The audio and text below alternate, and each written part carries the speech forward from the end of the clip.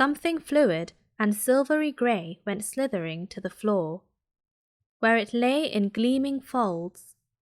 Ron gasped.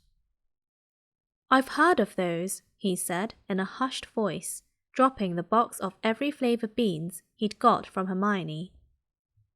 "If that's what I think it is, they're really rare and really valuable. What is it?"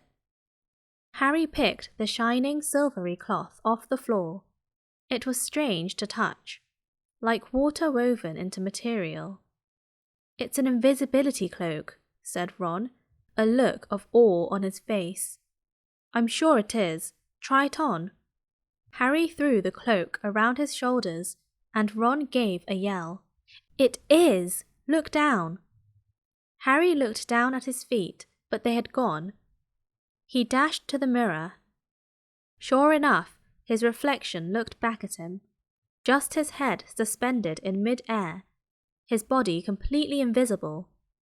He pulled the cloak over his head, and his reflection vanished completely.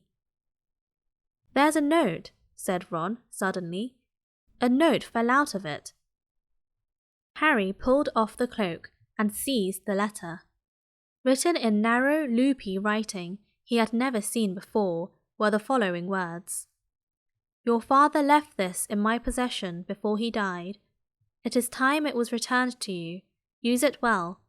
A very Merry Christmas to you." There was no signature. Harry stared at the note. Ron was admiring the cloak.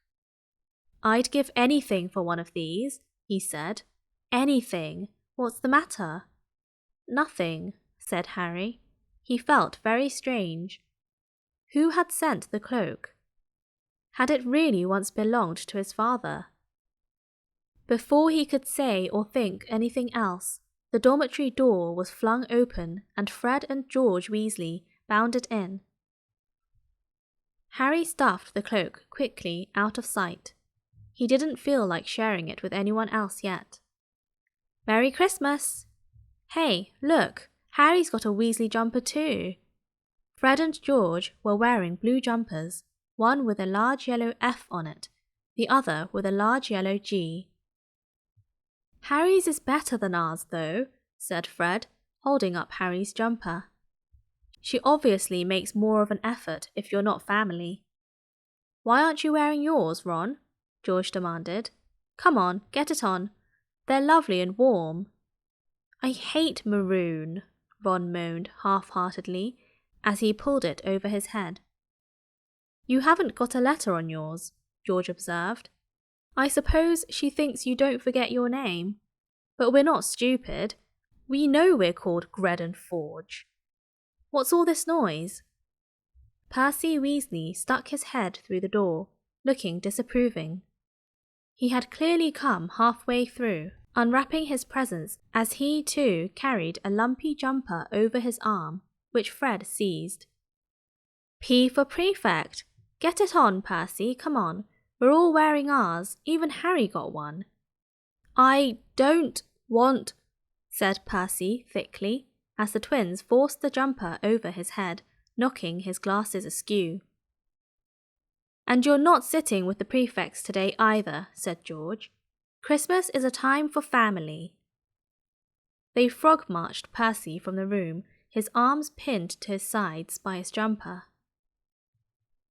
Harry had never in all his life had such a Christmas dinner. 100 fat roast turkeys, mountains of roast and boiled potatoes, platters of fat chipolatas, tureens of buttered peas, silver boats of thick, rich gravy and cranberry sauce, and stacks of wizard crackers every few feet along the table. These fantastic crackers were nothing like the feeble muggle ones the Dursleys usually bought, with their little plastic toys and their flimsy paper hats. Harry pulled a wizard cracker with Fred, and it didn't just bang, it went off with a blast like a cannon and engulfed them all in a cloud of blue smoke, while from the inside exploded a rear admiral's hat and several live white mice. Up on the high table, Dumbledore had swapped his pointed wizard's hat for a flowered bonnet and was chuckling merrily at a joke Professor Flitwick had just read him. Flaming Christmas puddings followed the turkey. Percy nearly broke his teeth on a silver sickle embedded in his slice. Harry watched Hagrid getting redder and redder in the face as he called for more wine, finally kissing Professor McGonagall on the cheek, who, to Harry's amazement, giggled and blushed, her top hat lopsided. When Harry finally left the table, he was laden down with a stack of things out of the crackers, including a pack of non-explodable, luminous balloons, a grow-your-own-warts kit, and his own new wizard chess set. The white mice had disappeared, and Harry had a nasty feeling they were going to end up as Mrs. Norris's Christmas dinner. Harry and the Weasleys spent a happy afternoon having a furious snowball fight in the grounds.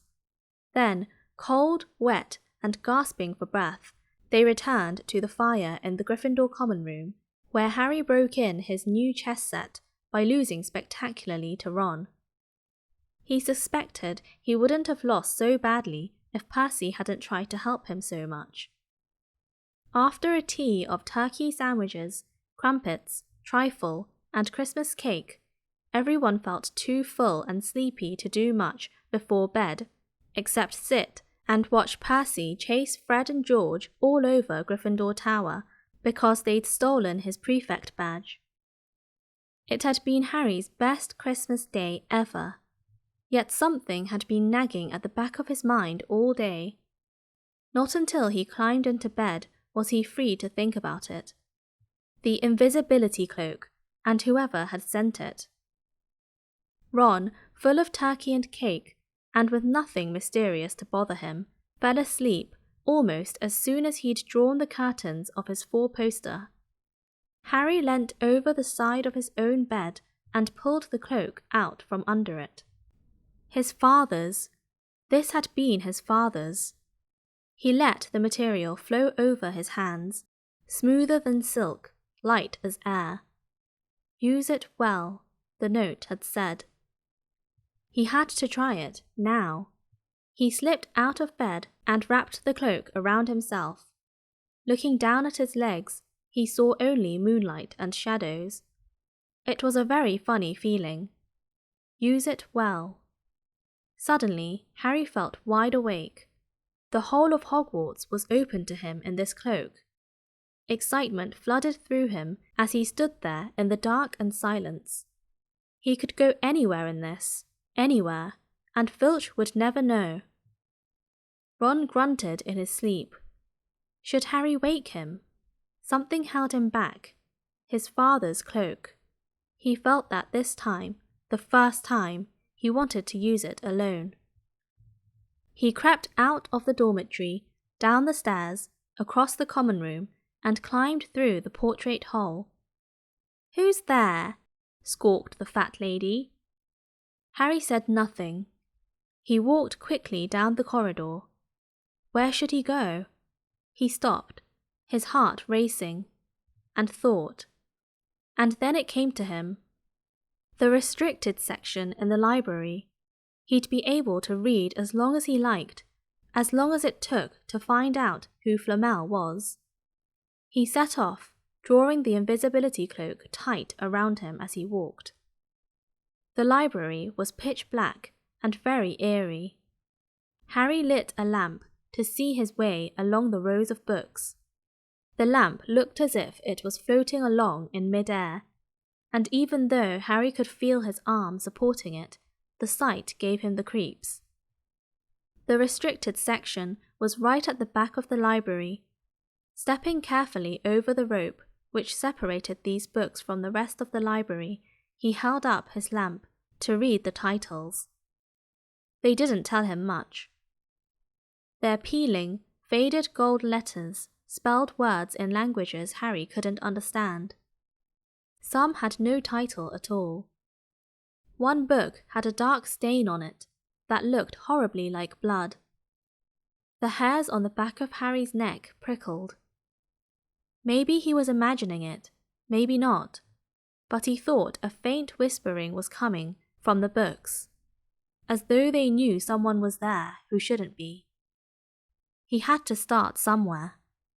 Setting the lamp down carefully on the floor, he looked along the bottom shelf for an interesting-looking book. A large black and silver volume caught his eye. He pulled it out with difficulty, because it was very heavy, and, balancing it on his knee, let it fall open. A piercing, blood-curdling shriek split the silence. The book was screaming. Harry snapped it shut, but the shriek went on and on, one high, unbroken, ear-splitting note. He stumbled backwards and knocked over his lamp, which went out at once. Panicking, he heard footsteps coming down the corridor outside. Stuffing the shrieking book back on the shelf, he ran for it. He passed Filch almost in the doorway. Filch's pale, wild eyes looked straight through him, and Harry slipped under Filch's outstretched arm and streaked off up the corridor, the book's shrieks still ringing in his ears. He came to a sudden halt in front of a tall suit of armour. He had been so busy getting away from the library, he hadn't paid attention to where he was going. Perhaps because it was dark, he didn't recognize where he was at all. There was a suit of armour near the kitchens, he knew, but he must be 5 floors above there. You asked me to come directly to you, Professor, if anyone was wandering around at night, and somebody's been in the library, restricted section. Harry felt the blood drain out of his face. Wherever he was, Filch must know a shortcut, because his soft, greasy voice was getting nearer, and to his horror it was Snape who replied. The restricted section? Well, they can't be far, we'll catch them. Harry stood rooted to the spot, as Filch and Snape came around the corner ahead. They couldn't see him, of course, but it was a narrow corridor, and if they came much nearer, they'd knock right into him. The cloak didn't stop him being solid.